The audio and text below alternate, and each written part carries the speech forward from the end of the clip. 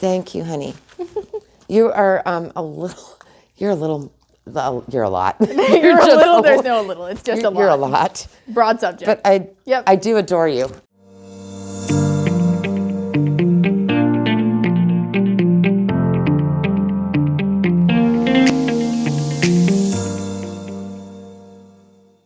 Hey guys, welcome back. We're starting a super cool series on Stuart's health and what I do for him and different kind of things you can do for your horse.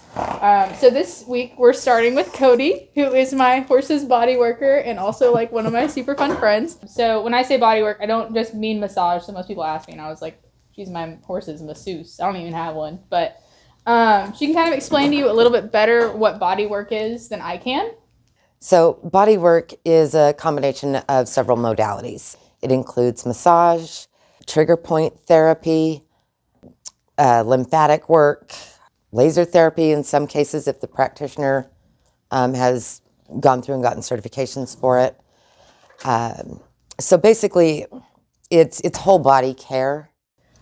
So I know once upon a time when we weren't sure what all was going on with his leg, you talked about doing KT tape, which I didn't even know was a thing you could do for horses. So Absolutely. I thought that was super cool. So KT tape, we use that for proprioception to help him figure out where his legs are, what they're doing, when they're doing it, because he gets an immediate response back from the tape. Today she's actually here because my horse has injured himself somehow, and she is my first line of defense.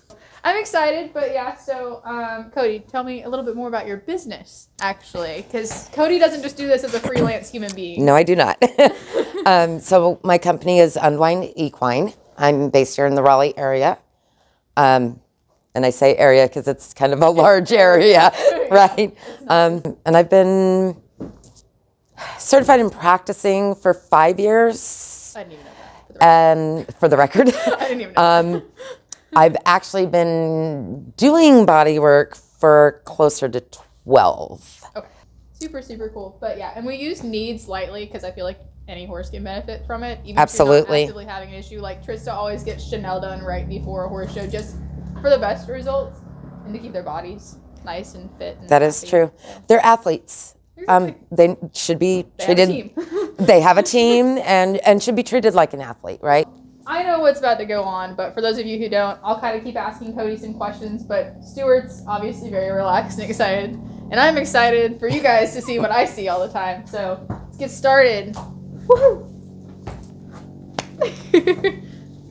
So this is. I like to use essential oils when I work on horses, specifically. Dogs, not as much, but at least on horses. This is a blend I make myself. It is lavender and cedar in coconut oil, so it is horse friendly, horse safe, because as you can see, it oftentimes turns into a snack. So this gives lavender. Just like for people, it's kind of a calming effect. And it does help, especially if you got a horse that's a little rambunctious. That kind of helps take him down a level before you get started. Especially because I am about to get all up in his face and everything, and I would prefer and Cody's big rule whenever you're getting a massage, stay on the same side as Cody. Yes, absolutely. Always stay on the same side as Cody. Yep. That is a safety thing, because if I hit an ouchy spot like what I am on right now, he is going to move away. They're horses, they move away from the ouch. And the last thing I want to do is park him right on top of somebody on the other side. So what's going on right now that we're kind of dealing with is he's got some Tmj issues, and so he is a little upset. And I have, so just so that because it's hard to tell pressure, I have enough pressure on his face to move an egg yolk raw across a plate. There is not a whole lot of pressure going on here. He's just that tight. Yeah. And so Because he can't say ouch, some of the antics that you see are not really antics, but it's his way of letting me know, hey, not my favorite. Kind of hurts. That's the ouchie spot, right? So one of the things, if you have a body worker come out and work on your horse, please be honest with us. We need to know the good, the bad, the ugly for our safety, right? There you go, Boo. There we go. Good man. So you see, there we go. So I'm watching his face and I'm watching the expressions.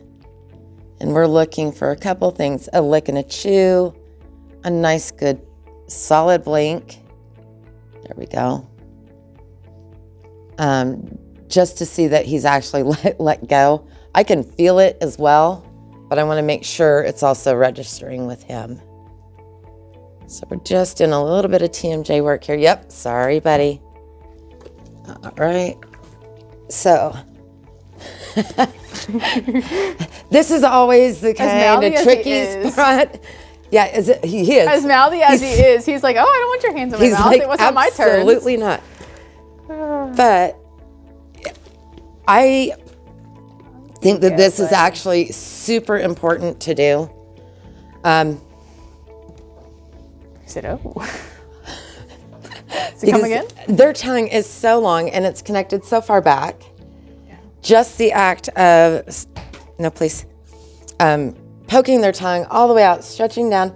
They're actually basically massaging the inside on their own. Right. Which, because it's not like I am not reaching my hand in there. All the way in there. Nope. No. That's, that's a danger. That's a no stick. Yep. Mm-hmm. So his TMJ is worse on the right than it is on the left. So there's no telling. I just know he was pretty close to perfect up until Thursday. So excuse me. And that's when, again, I thought it was a fluke at first. And then he did the exact same thing the second day, and I had Gianna out there with me, and Gianna's like, no, I think you're right. Whenever you ask him to lift here, he's in pain. And I was like, okay.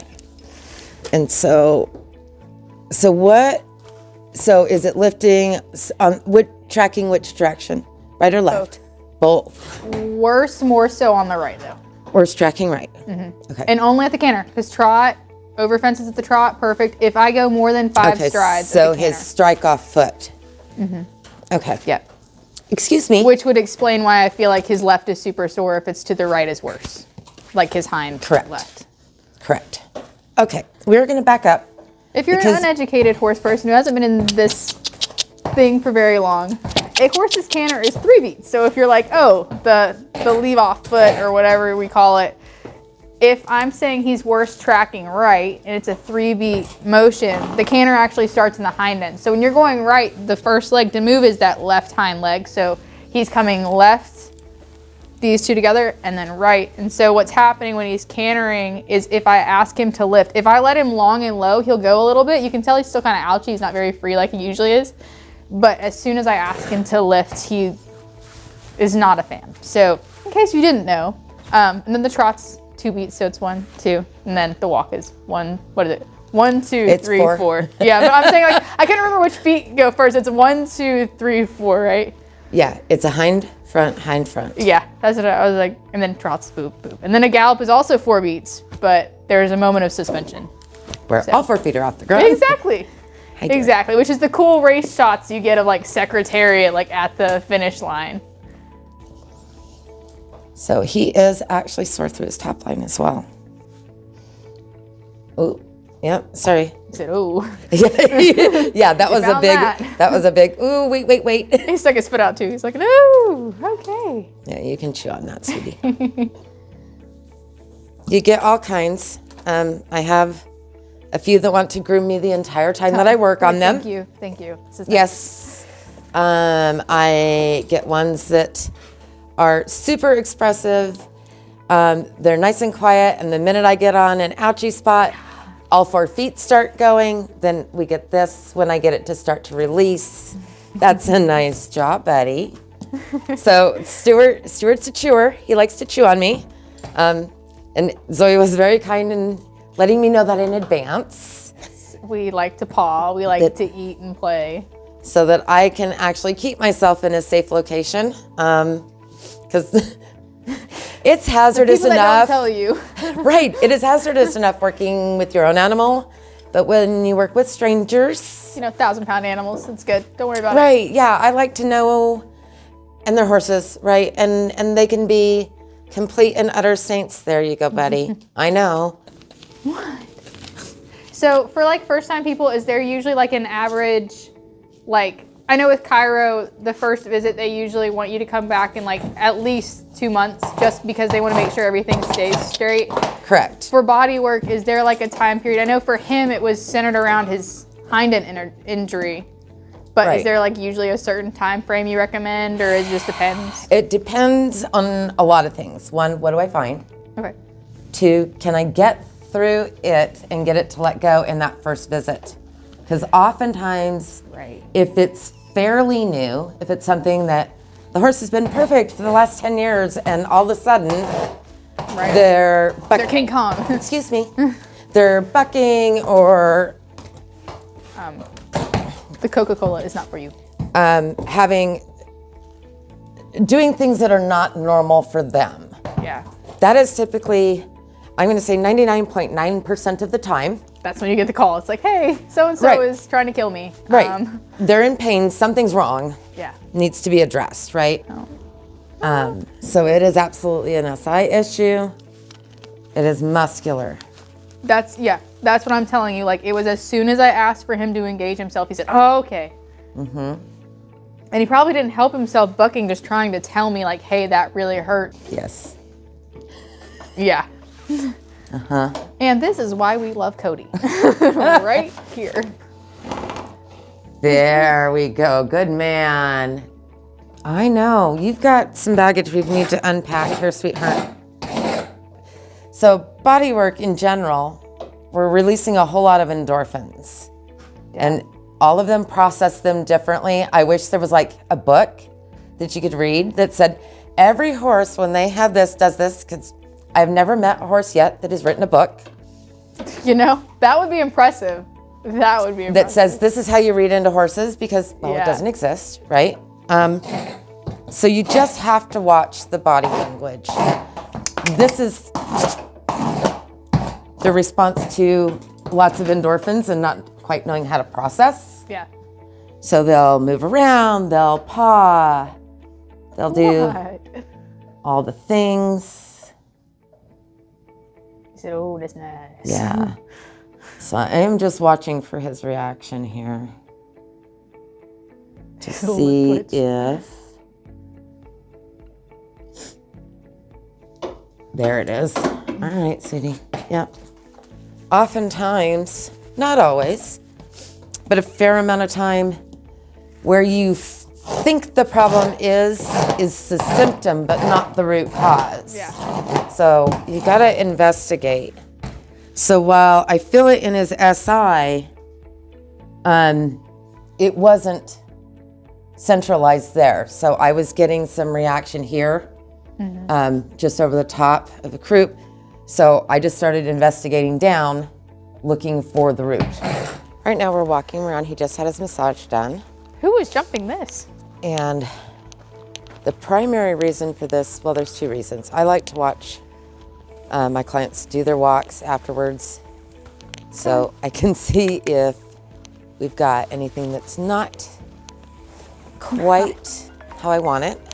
The other reason why it's really important to walk snack. or lunge your horse afterward is Come on. lactic acid. So the same reason when you go for a massage and your pushy massage monster. therapist says, drink lots of water, make sure you move around when you leave. That is a thing. Lactic acid will lock them up. And the next day, you're thinking, oh, I'm going to have this amazing horse. They're just got a massage. They should be really loose. But you've taken them, thrown them in a stall, and all that lactic acid sat on their muscle, and it's going to tighten them back up. So do yourself and your horse a favor. Take them for that walk. Well, I hope you guys enjoyed our first little session of, the care and keeping of Stuart. Like, subscribe, and come along for the ride.